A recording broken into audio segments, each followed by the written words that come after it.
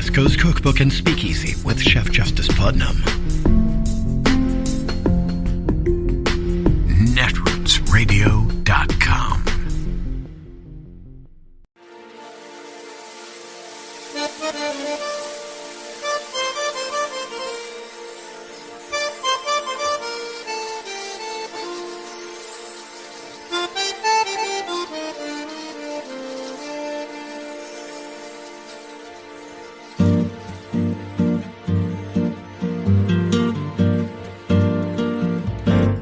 Je voudrais du soleil vert, des dentelles et des théières, des photos de bord de mer, dans mon jardin d'hiver. Je voudrais de la lumière, comme en Nouvelle-Angleterre. Je veux changer d'atmosphère, dans mon jardin d'hiver. Ma fleur sous la pluie de novembre, tes mains qui courent, je n'en peux plus de t'attendre. Les années passent, il est loin, là je tombe. Nul ne peut nous entendre. Je voudrais du Fred Astaire, revoir un latte. Yesterday, he invoked the bloody disunion of the Civil War, to demonize Americans who disagree with him. He compared, listen to this, a bipartisan majority of senators to literal traitors. How profoundly unpresidential. Addison Mitchell McConnell III, the Senate Minority Leader, had some thoughts and lots of feelings about President Biden's speech laying out the stakes for our democracy if the Senate cannot move forward on voting rights legislation by doing away with the filibuster. Apparently, old Mitch is so offended that he and his party would be compared to George Wallace and Jefferson Davis. Weirdly, he didn't have a problem back in the 90s posing for a photo in front of a giant Confederate flag.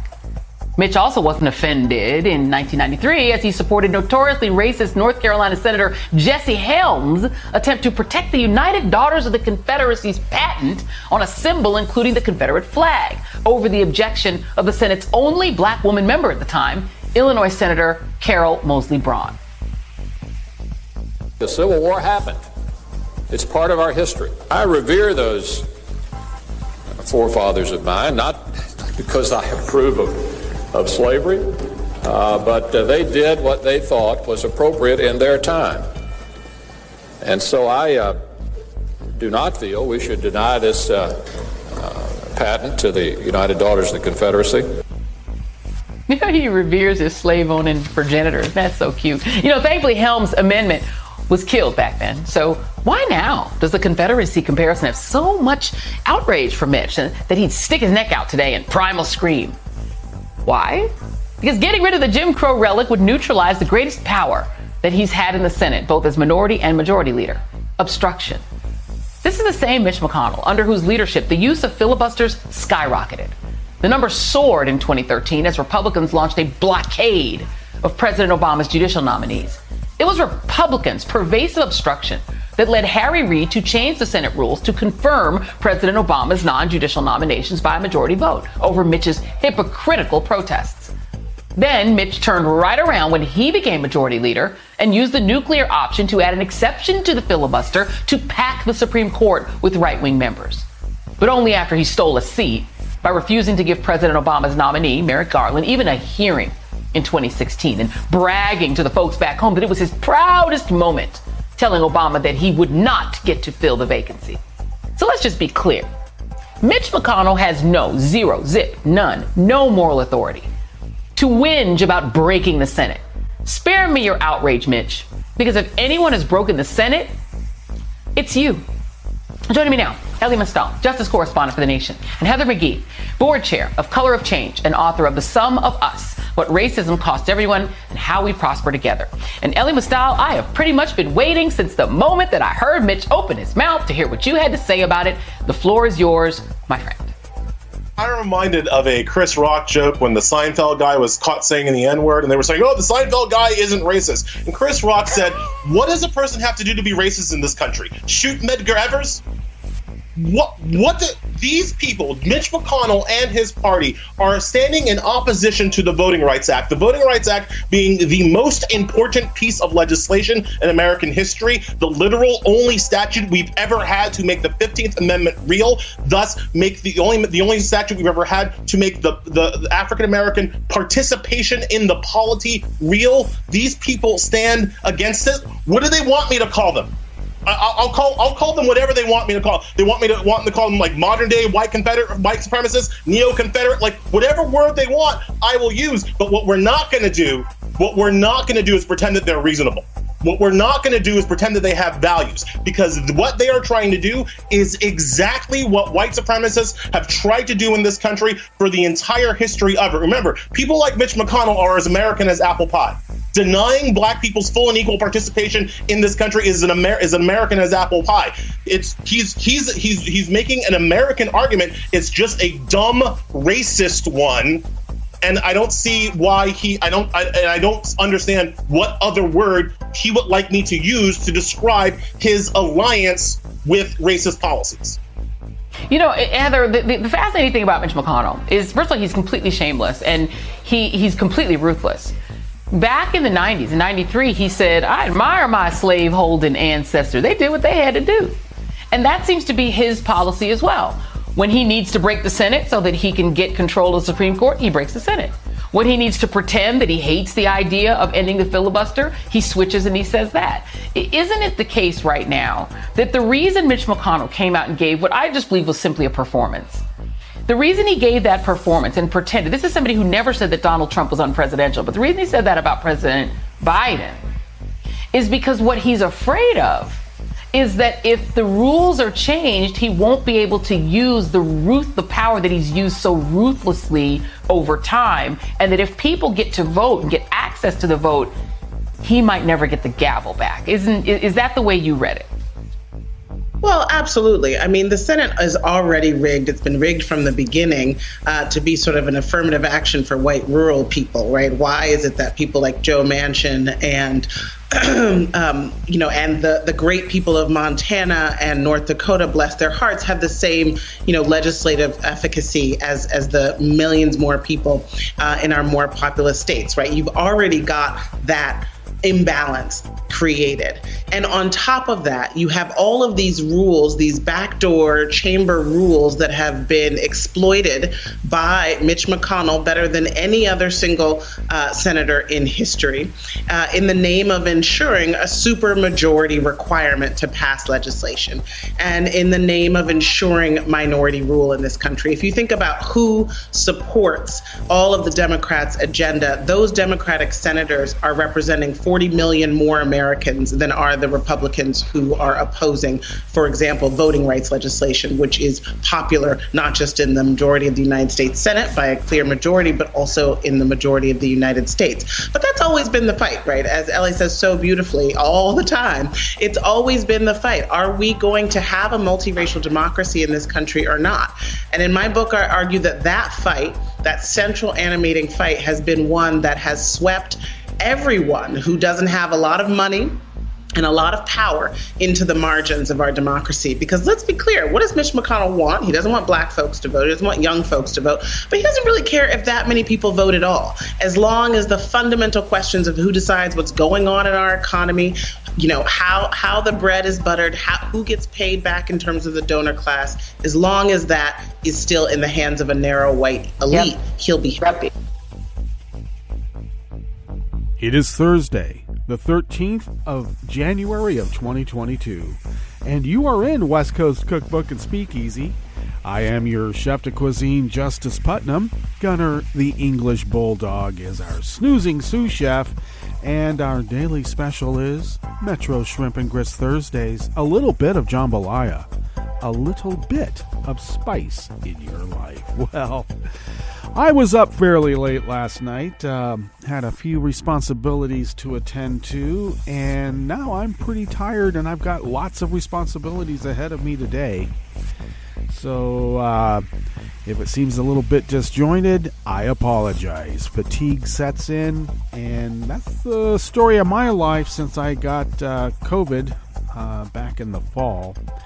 It's a weird feeling still after all this time. A lot more fatigued than I had ever been before. Now, one could chalk it up just to the natural aging process, but I don't know. It's still, I wasn't expecting to be this fatigued all the time. So, what is happening in the news today? I've gone through a few headlines. It looks like Republican states that refuse to expand Medicaid are making Obamacare great again. Well. That's good to hear. Oh, Glenn Beck, yeah, he said he didn't need the vaccine. Now he's sick with COVID, and he's taking ivermectin. That might work, and I'm pretty sure that it won't. So, I don't know enough about this new New York mayor, but I've been hearing a lot of bad things about him. Yeah, graft, any other number of, ethical issues. Well, I don't know. I don't know enough about that to really proffer much of an opinion. I know that he appointed his brother to a security detail, and I don't think, according to reports, his brother is qualified. So then you got the nepotism thing going on. And then this is in the midst. Now, we can't blame the current mayor here for the fire there that killed 17. But there is one of the landlords, or the landlord, is a government official in the city of New York. From all reports, it looks like the building had not been heated for a considerable time, and there were scores of space heaters running. They're blaming the fire on a space heater, not that there was no heat in the building. Okay, let's be clear about that. So I guess the comorbidity of that building was that there was no heat, but that's not the cause. It's the space heaters. Yeah, blame it on these stupid tenants using their space heaters. It says right in the lease they can't. Yeah, well, the building had not been heated. And people were freezing in the wintertime. Okay? So what do you do about that when a landlord or the landlord is also a city government official? Well, we have some ideas. I do. They're all fairly draconian. We tend not to hold our elected officials to account for crimes necessarily against the people. They'll throw the book at them if they do something to a bank. To the constituents that they legislate for, not so much. We did the report yesterday on Rick Snyder and 8 government officials being criminally charged for the Flint water scandal. And that is a rarity. It is indeed a rarity here in America. In China, yeah, they execute you and you have to pay for the bullet. I wonder if there's a rental on the gun. Do you have to pay a rental on the gun? Because you got to purchase the bullet because it gets used. Now, the gun, I don't know. I'm not so sure if they make you pay a rental on that or not. I don't think you have to buy the gun. It's just the bullet that you're responsible for in China. So our guys and gals who are in elected office get off pretty easy. A little slap on the wrist, if that. And then they get elected again, and they put out donation letters and make lots of money on donations. So that's how that works. You know, Republicans are stalling a renowned Holocaust scholar, and there's sort of a reason why they are doing that, and it's pretty much because and her name is Deborah Lipstadt, and she's confirmed for a State Department position.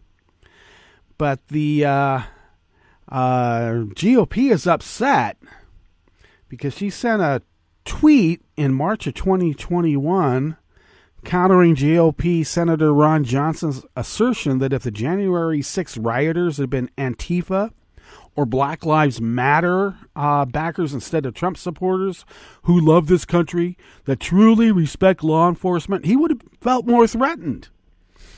So Lipstadt tweeted, correctly, this is white supremacy nationalism, pure and simple, and for that, the Republicans are blocking her because that's what Nazis do.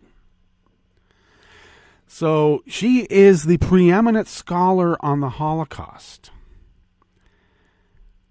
But members like Hawley and Cotton and others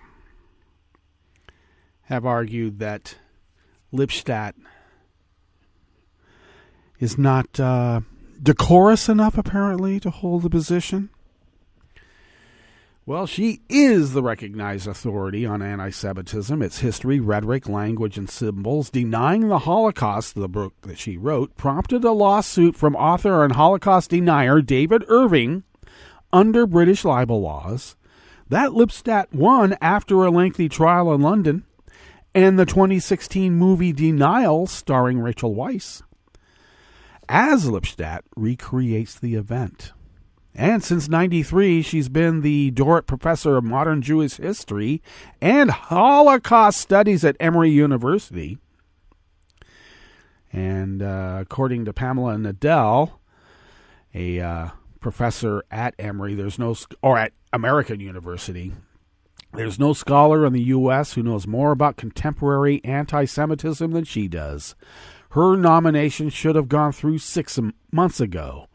When she was announced, my immediate reaction was slam dunk. And the professor said she was just stunned that she didn't sail through. Well, when you allow Nazis to legislate after they've been Naziing up everything, this is what happens.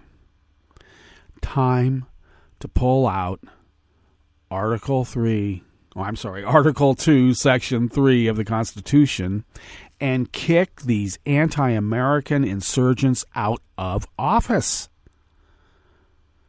They cannot hold office if they've waged war against the United States, and that's exactly what they have done, and that is exactly what they are doing.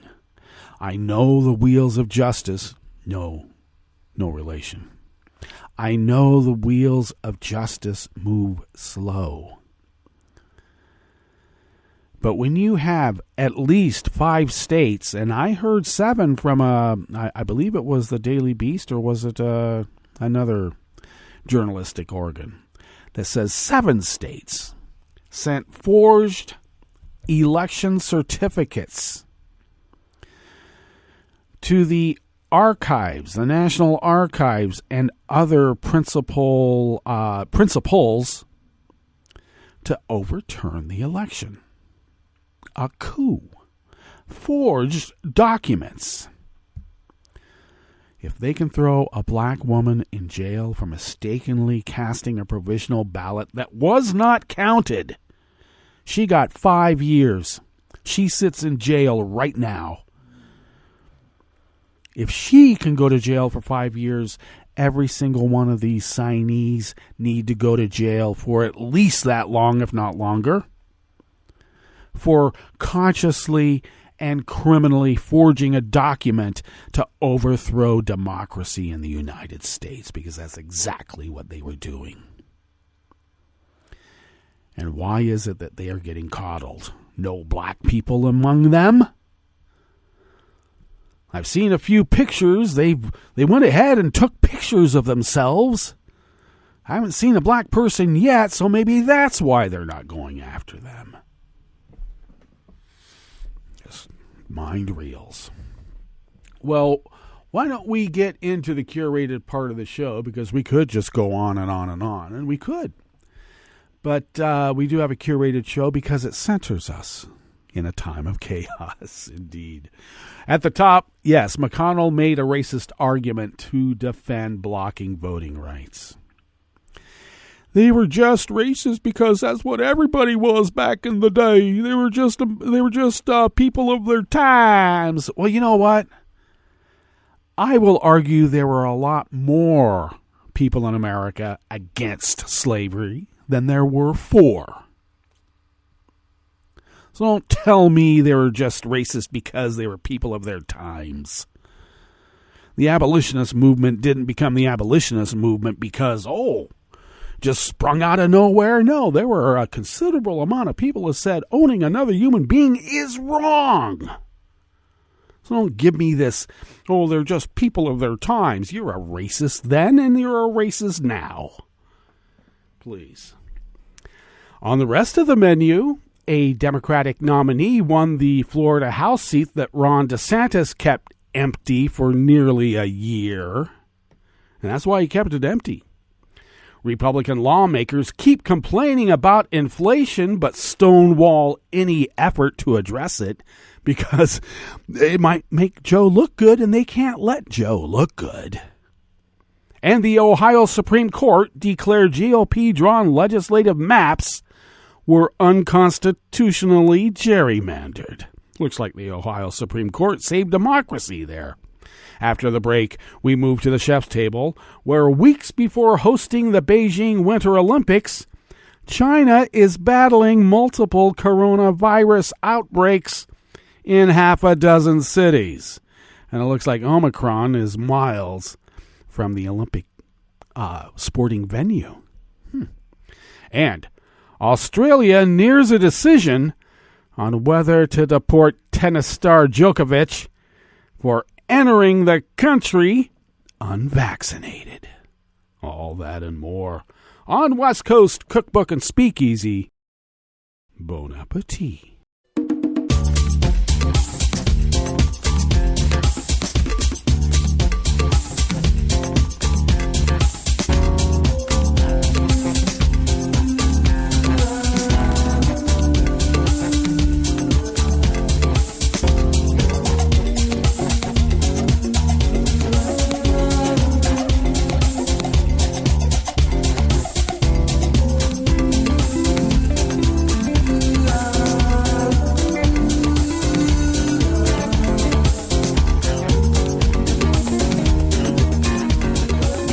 Bottom of our homepage at netrootsradio.com. To the right of the page is the chat room link, and the chat room is monitored by Kelly Lincoln, and she's pretty darn busy in real life, let alone all the duties and tasks that she does here at Netroots Radio. So thank you, Kelly, for everything that you do.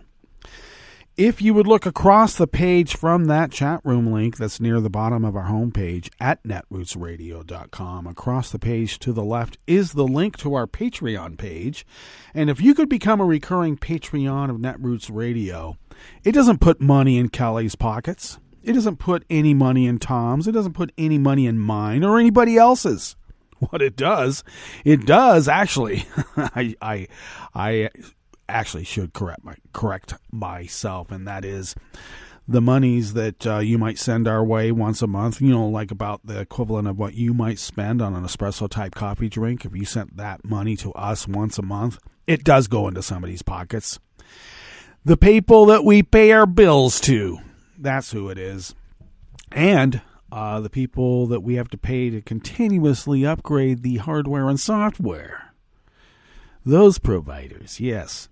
Anyway, thank you for your generosity. It really does help us pay our bills so that we can then fly under the radar and continue this powerhouse of resistance against dark forces arrayed against the United States of America, foreign and domestic. We're going to stop them. And thank you for your help in allowing us to fulfill our civic duty as the founders originally intended so many years ago. If you would like to follow Netroots Radio on Twitter, it is so simple. You just go to @NetrootsRadio, and Tom takes care of that. And he's a very busy person as well in real life. So thank you, Tom, for everything that you do. Follow me on Twitter at Justice Putnam. I post the show notes and links diary, incidentally, on Daily Kos about 10 minutes before showtime, and then get that linked up on Twitter and other social media platforms, sometimes after the show started when we're doing the clip at the top. Oops. Anyway, the show notes and links are very important, and the show notes and links diary is posted so that you can link up to those links. So do, because that's where the real reportage is. Follow the show on Twitter at Cookbook West, and please do pick up podcasts by way of Spreaker, Stitcher, TuneIn, iHeart, YouTube, iTunes, and also for the deep archive of not only West Coast Cookbook and Speakeasy, but all. And I'm still loading them up, so I should be more accurate. We don't have them all up yet, but will soon. All of the shows that have been part of Netroots Radio over all these many years, including the ones currently. So the deep archive is at the Internet Archive. Links are provided. All right. Let's look into this first offering here in the Bistro Cafe of West Coast Cookbook and Speakeasy. It is Metro Shrimp and Grits Thursdays, of course. Josh Israel from the American Independent brings us this first offering. Democratic nominee Sheila Surfalis McCormick overwhelmingly won a Florida congressional election on Tuesday. Due to Republican Governor Ron DeSantis' refusal to schedule a timely special election, the seat has been vacant for more than 9 months. Surfalis McCormick, an attorney and health company CEO, defeated Republican nominee Jason Mariner by a 78.7 to 19.6% landslide in Florida's 20th congressional district. The district's longtime representative, Alcee Hastings, died on April 6 of 2020. Under Florida law, the governor has the unilateral authority to schedule special elections to fill vacant House seats. DeSantis waited weeks to take any action at all to fill the majority black district seat before a month later finally ordering Tuesday's special election, well after local election officials had urged him to do. I know there will be a lot of folks that want to run for it, so hopefully that gives them enough time to be able to get on the ballot and do whatever they need to be competitive, he claimed at the time. He's just trying to keep a voting member in the House of Representatives from being seated and voting Democratic, in this reporter's opinion. This meant that more than 776,000 residents of the district have lacked any House representation for 281 days. According to the South Florida Sun-Sentinel, DeSantis' delay was far longer than any other of the past 20 years. Surfalis McCormick's victory margin of over 59 points on Tuesday actually improved on President Joe Biden's 2020 margin in the district. According to data from Daily Kos Elections, Biden got 77.3% of the vote to former President Trump's 22.1%, a 55.2% margin. Top national Republicans have been claiming they expect a red wave in the 2022 midterm elections and will give them the majority in the House and maybe the Senate. Florida Senator Rick Scott, who is the chair of the National Republican Senatorial Committee, told the AP in late December, "We're going to have a hell of a year," predicting every state that Biden won by less than 10 is now a battleground state. Really. But Tuesday's results in his own state would appear to put a damper on that optimism. As they come, as recent polling has shown, the GOP has lost its national midterm advantage, as registered voters generally now prefer Democrats over Republicans on the congressional ballot, and that is why they are fighting voting rights every inch of the way. Because when people vote, they don't vote for the Nazis. When Serverless McCormick is sworn in. Democrats will be back to the full 222-seat majority it had at the start of the 117th Congress. They have easily won all 4 special elections to fill Democratic vacancies since January of 2021.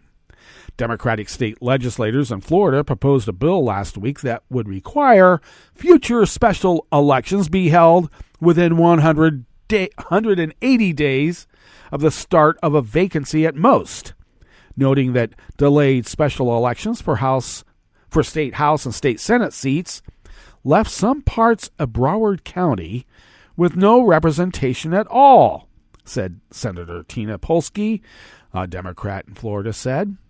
There was no reason for this to happen. It has never happened before.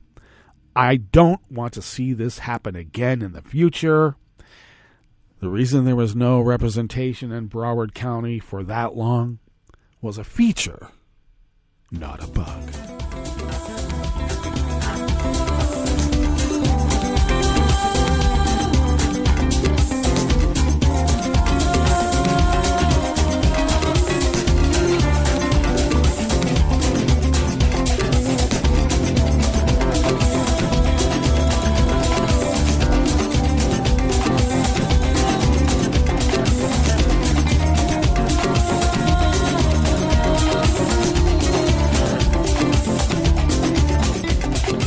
I forgot to mention earlier that I came across an article that studies have shown that apparently cannabis is very effective at blocking coronavirus, COVID-19, from entering the cells. And I was thinking how sick I would have gotten when I did get COVID if I hadn't had all that blocking being done.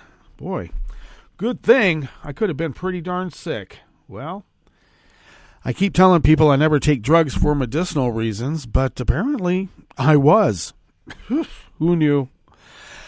This next offering here in the Bistro Cafe of West Coast Cookbook and Speakeasy is also by Josh Israel, who is also with the American Independent. After halting the passage of President Joe Biden's plan to combat inflation and create millions of jobs, congressional Republicans are now blaming him for last year's inflation. But economic experts say Biden's policies had little to do with the problem, and that it is likely to improve in 2022 regardless. The Labor Department released 2021 consumer price data yesterday, Wednesday, showing a 7% spike in inflation over the past year as the nation dealt with the COVID-19 pandemic. Well, I would say that there's a lot of price gouging there, too. Is that what inflation is? House and Senate Republicans quickly seized on the 7% spike and pinned responsibility for it on Biden, congressional Democrats, and their spending bills. Yeah, nothing about the trillion-plus tax cuts. The top 0.999 or 0.000000001% got. We never hear about that.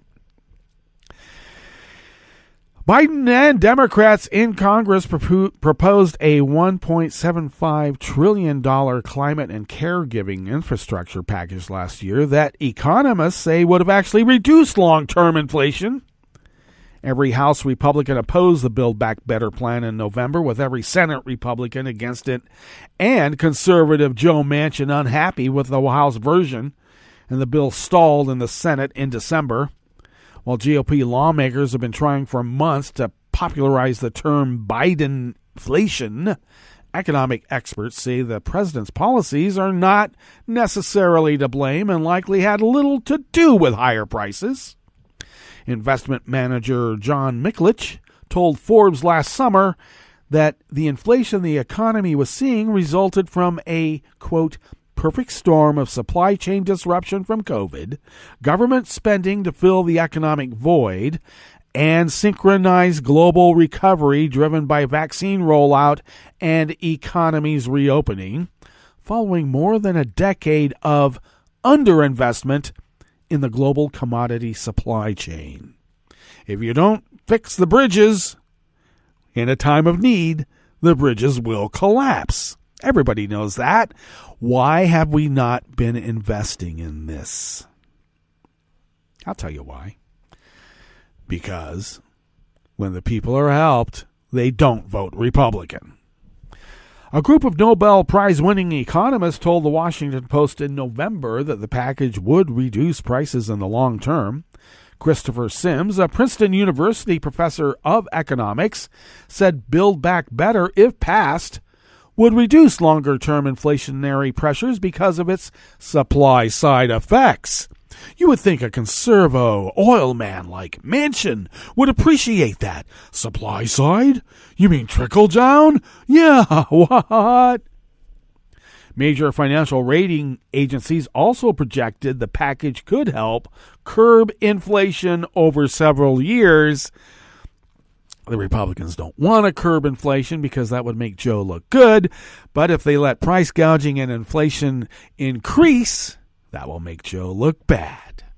Senate Majority Leader Chuck Schumer still hopes to pass some form of the Build Back Better agenda in 2022, but as White House spokesperson Mike Gwynn pointed out yesterday, Wednesday, the Blue Chip Economic Indicators 2022 forecast shows top outside analysts expect inflation to substantially moderate over the course of 2022 and beyond, regardless.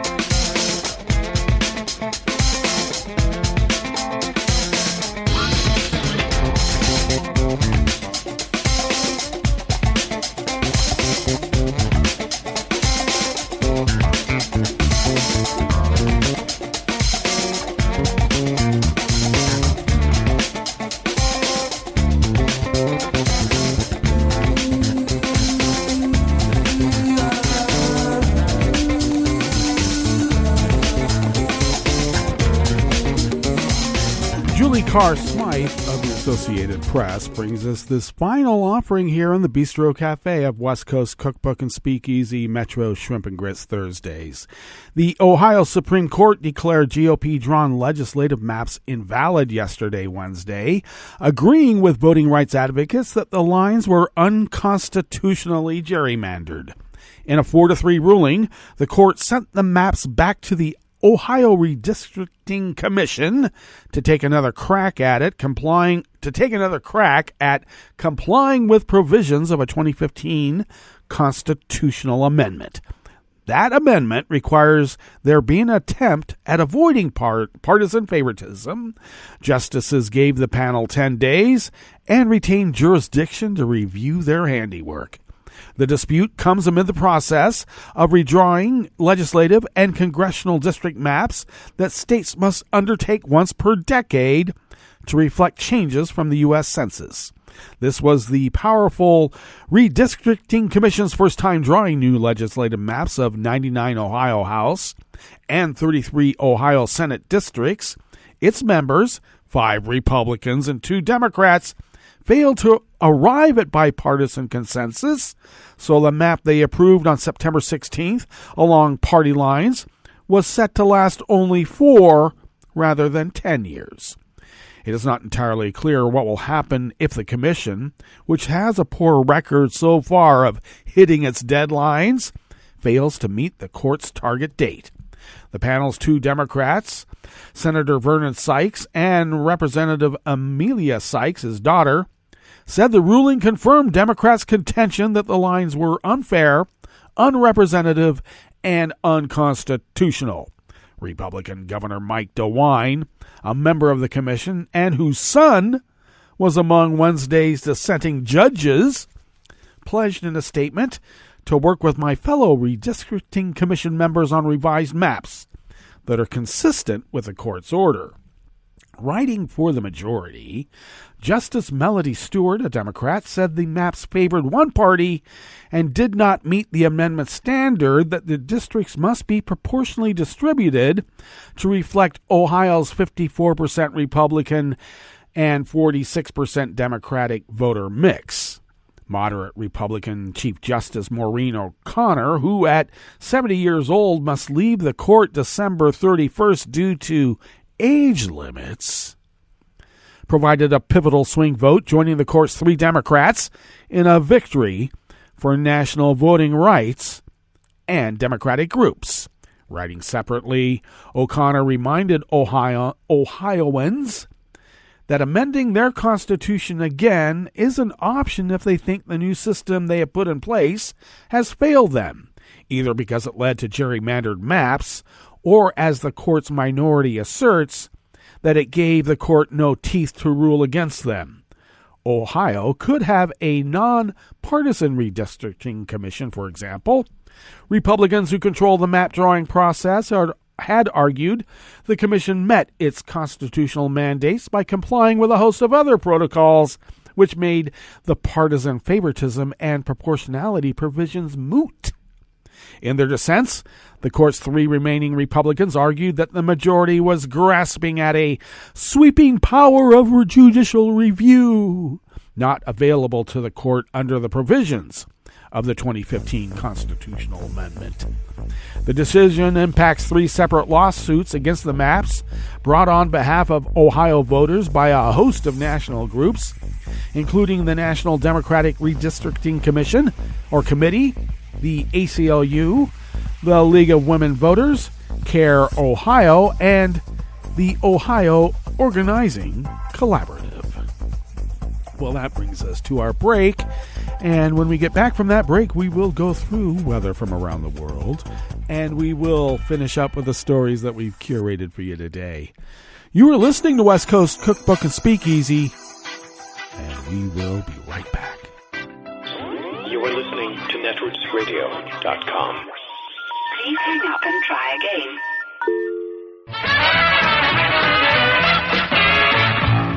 From a point at sea to the circles of your mind, a new force is at work for planetary transformation. New radio for a new Earth.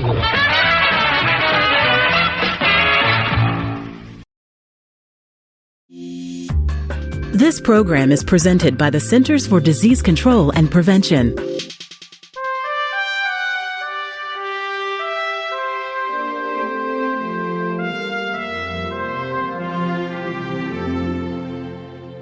Welcome to A Cup of Health with CDC, a weekly feature of the MMWR, the Morbidity and Mortality Weekly Report. I'm your host, Dr. Kathleen Dooling.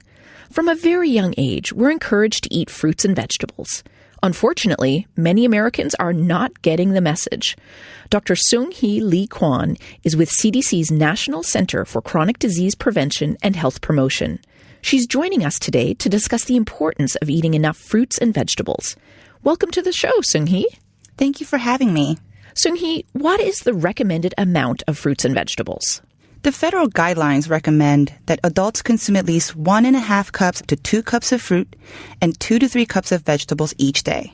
This is for adults who get less than 30 minutes of physical activity a day. Adults who are more physically active need more calories and thus should be eating more fruits and vegetables. 1 cup is about 12 strawberries or 1 large tomato. How many people consume the recommended amount of fruits and vegetables? We found that very few adults are getting enough fruits and vegetables. Just 12% are eating the recommended amount of fruits, and less than 1 in 10 eat enough vegetables. And consumption is lower among men, young adults, and adults living in poverty. Why is eating a diet rich in fruits and vegetables so important? Eating a diet rich in fruits and vegetables can help with 3 things. 1, it can reduce the risk of many leading causes of illness and deaths, such as heart disease, type 2 diabetes, some cancers, and even obesity. It can also add important nutrients that are commonly missing in Americans' diet. And it can help with weight management if adults consume fruits and vegetables instead of other calorie-dense foods. How can we meet the recommended daily intake of fruits and vegetables? Try to fill half of your plate with fruits or vegetables at each meal or every eating occasion. Making fruits and vegetables the focal point of your meal will help you meet your recommendations. For example, recent studies have shown that adults get most of their fruit during breakfast and snacks. So you can try adding berries to your morning oatmeal or grab a piece of fresh fruit as an afternoon snack. For vegetables, most adults eat them at dinner, so try adding more into your lunch by adding a side salad or packing a snack of baby carrots or grape tomatoes. Are canned or frozen products just as good as fresh? All forms of fruits and vegetables count towards meeting the recommendations. For the most health benefits, make sure that the fruits and vegetables you consume have a limited amount of salt, butter, sugar, or creamy sauces. When selecting canned fruits, choose the ones with lowest sugars. And for canned or frozen vegetables, choose those lower in sodium. Where can listeners get more information about eating a healthy diet? Listeners can go to cdc.gov/nutrition or choosemyplate.gov. Thanks, Seung-hee. I've been talking today with Seung-hee Lee Kwon about the importance of eating a healthy diet. Eating a diet rich in fruits and vegetables can help reduce the risk of many leading causes of illness and death and add important nutrients to your diet. Make sure you're eating enough. Until next time, be well. This is Dr. Kathleen Dooling for A Cup of Health with CDC. For the most accurate health information, visit cdc.gov or call 1-800-CDC-INFO. Hi, it's Tom. Could we humbly suggest your donation to netrootsradio.com? All we've got to run this 24-hour powerhouse of progressive resistance radio is what comes out of our own wallets. And you are our biggest donor. And it doesn't take much, $3, $5. Just go to the bottom of our netrootsradio.com page and hit our secure donate button. Heck, you can even make a recurring contribution. So donate what you'd like at the bottom of our netrootsradio.com's homepage. Because you are our biggest donor. netrootsradio.com. Together, we are Resistance Radio.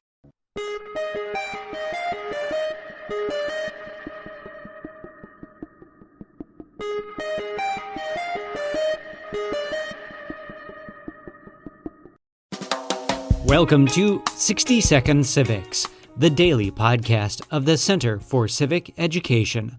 I'm Mark Gage. Opposition to the Stamp Act prompted American colonists to organize.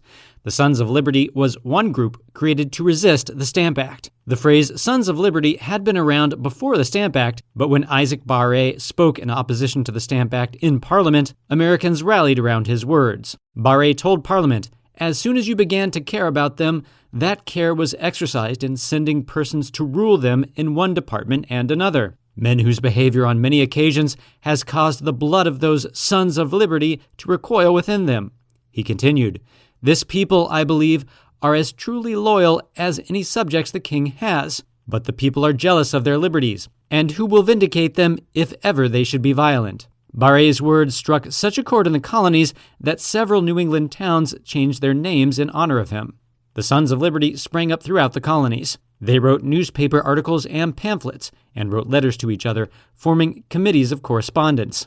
There was also violent resistance to the Stamp Act, especially in Boston. In one notable incident, a crowd attacked the house of a tax agent, Andrew Oliver, and forced his resignation. The British repealed the Stamp Act after only a year, but the network of organization formed by the Sons of Liberty would enable the colonists to more easily resist British rule. That's all for today's podcast. 60 Second Civics, where civic education only takes a minute.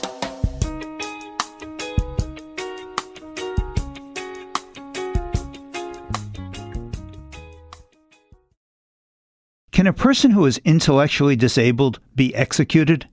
I'm Bill Newman, and this is the Civil Liberties Minute. Theoretically, no, because the Supreme Court in 2002 held that the Eighth Amendment prohibition against cruel and unusual punishment forbids the government from executing people who are intellectually disabled. But there's what the law says, and then what the law does. Rodney Young, who in Georgia in 2012 was convicted of killing the son of a former girlfriend, was classified in school in the language of that time as, quote, mentally retarded. But he was sentenced to die anyway because the government in a criminal case, as we all think we know, has the burden of proof beyond a reasonable doubt. But a Georgia law requires the defendant in a death penalty case to prove his intellectual disability beyond a reasonable doubt, a standard that no capital defendant in Georgia has ever met. The reason for this legal upside-downness was simply sloppy draftsmanship, according to the representative who wrote the law. Georgia is the only state with this requirement. Other states require the defendant to prove the disability by the usual civil standard of preponderance of the evidence. The Georgia Supreme Court recently upheld this law, and the Supreme Court is being asked to review that decision and decide whether a state can impose such an enormous burden on a defendant who is asserting a constitutional right and whose life hangs in the balance. The Civil Liberties Minute is made possible by the ACLU because freedom can't protect itself. I'm Rick Smith, and this is Labor History in 2. On this day in labor history, the year was 1874. What came to be known as the Tompkins Square riot took place in New York City. The nation was caught in the clutches of the 1873 Depression. Unemployed New Yorkers called for a public works program to put people back to work. They attempted to meet with City Hall to discuss their requests, but New York City Mayor William Havermeyer rejected them. A protest was organized to take place at Tompkins Square Park. The city's Parks Department initially issued a permit for the gathering. The city's newspaper spread unfounded rumors that the protesters were arming themselves. Under pressure from police, parks officials canceled the permit for the gathering. Word of the cancellation did not reach the protesters, and 7,000 workers showed up to peacefully protest, the largest demonstration in New York City up until that time. Some 1,600 police surrounded the park. American Federation of Labor founder Samuel Gompers described the events that followed. He said mounted police charged the crowd on 8th Street, riding them down and attacking men, women, and children without discrimination. It was an orgy of brutality. Some in the city panicked as false rumors swirled that immigrants planned to burn down school buildings. Police arrested 46 of the protesters, holding them with excessive $1,000 bail. After the events at Tompkins Square, police also stepped up their surveillance of progressive political groups. This repression took its toll on organizing the unemployed in the city. In the 14 decades since Tompkins Square, with the rising militarization of police forces, questions about the right to assemble and peacefully protest in public spaces remain an unsettled issue today. Labor History in 2 brought to you by the Illinois Labor History Society and The Rick Smith Show. For more information, go to laborhistoryin2.com, like us on Facebook, and follow us on the Twitters at LaborHistoryIn2.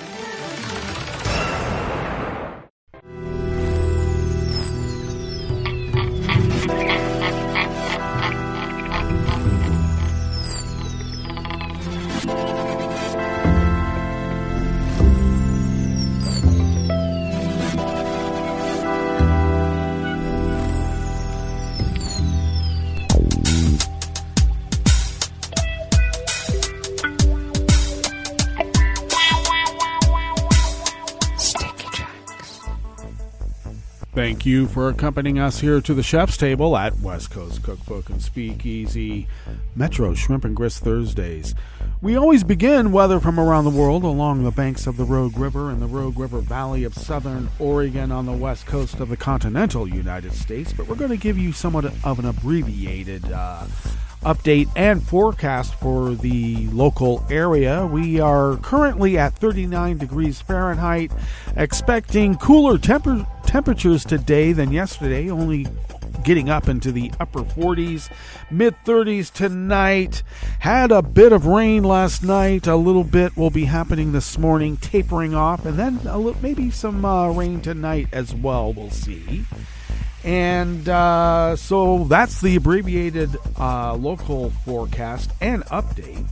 Now we always so then weather from around the world is always brought to you by a crowd of crowdsourced weather stations that a crowd crowdsources from around the world. London is 48 and sunny. Paris is 39 degrees and fair. Rome is 54 and sunny. Kyiv is 27 degrees and cloudy. Kabul is 24 degrees and clear. Hong Kong is 58 and fair. Tokyo is 39 degrees and mostly cloudy. Sydney, Australia is 70 degrees and mostly cloudy.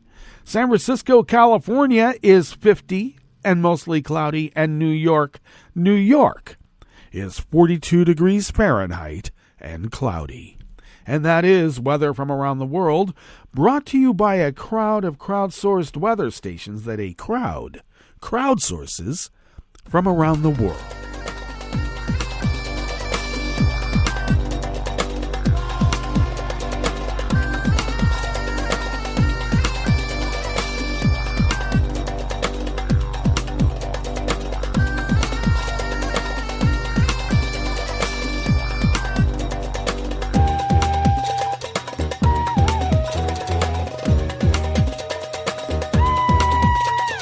John Wu of the Associated Press brings us this first amuse-bouche here at the chef's table at West Coast Cookbook and Speakeasy. Most access to a major city adjacent to Beijing was suspended today as China tried to contain an outbreak of the highly contagious Omicron variant, which poses a test to its zero-tolerance COVID-19 policy and its ability to successfully host the Winter Olympics.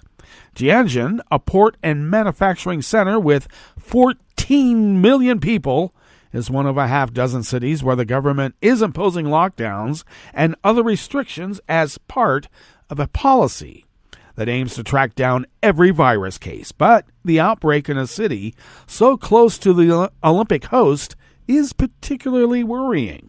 Throughout the pandemic, authorities have been especially protective of Beijing since it is the seat of government and home to senior politicians. With the games opening there in just over 3 weeks and China's national pride on the line, the stakes are even higher now. Today, Tianjin suspended train, taxi, bus, and ride-hailing services to other cities.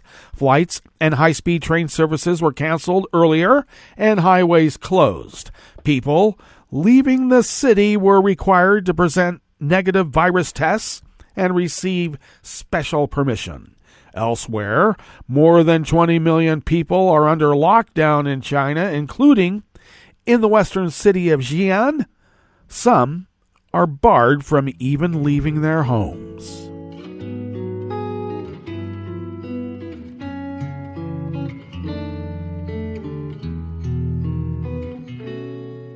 Je te donne ce mon amour pour la vie entière, la promesse de me trouver à tes genoux.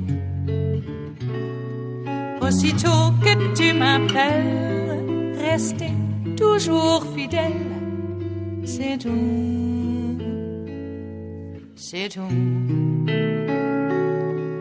Je te donne tous mes printemps, mes étés de mer, mes automnes quand les feuilles tombent partout. Si ce n'est pas une bonne affaire, je te donne tous mes hivers. John Pye and Rod McGurk of the Associated Press brings us this final amuse-bouche here at the chef's table at West Coast Cookbook and Speakeasy. Novak Djokovic remained in limbo even after he was included in the draw for the Australian Open today, with the tennis star still awaiting a government decision on whether to deport him for not being vaccinated for COVID-19. Despite the cloud hanging over Djokovic's ability to compete, Australian Open organizers included the top seed in the draw. He is slated to play fellow Serb Miomir Kecmanovic, who is ranked world number 78 in the opening round next week.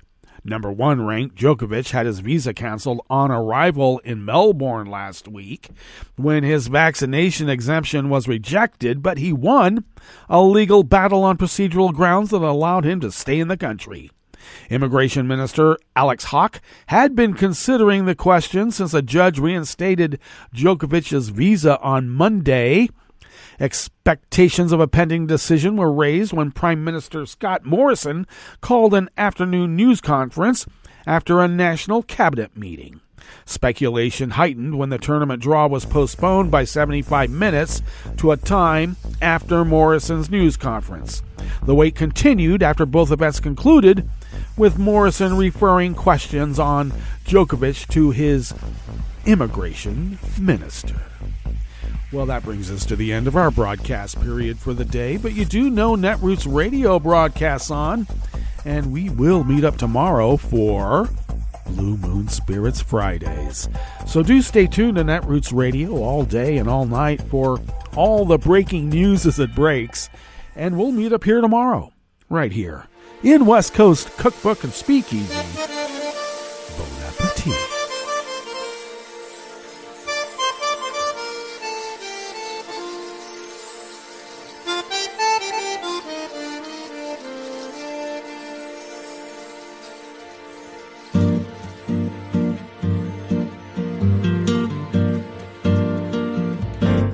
Je voudrais du soleil vert, des dentelles et des théières, des photos de bord de mer, dans mon jardin d'hiver. Je voudrais de la lumière, comme en Nouvelle-Angleterre. Je veux changer d'atmosphère, dans mon jardin d'hiver. Ma fleur sous la pluie de novembre, tes mains qui courent, je n'en peux plus de t'attendre.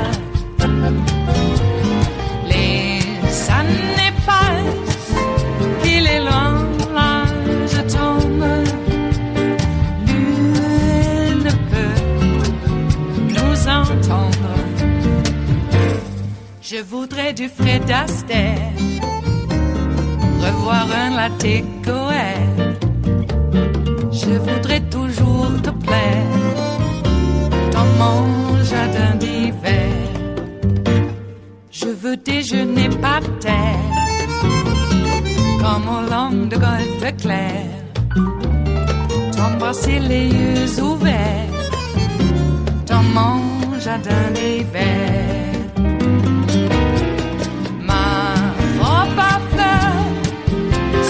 Pluie de novembre, tes mains qui courent, je n'en peux plus de t'attendre.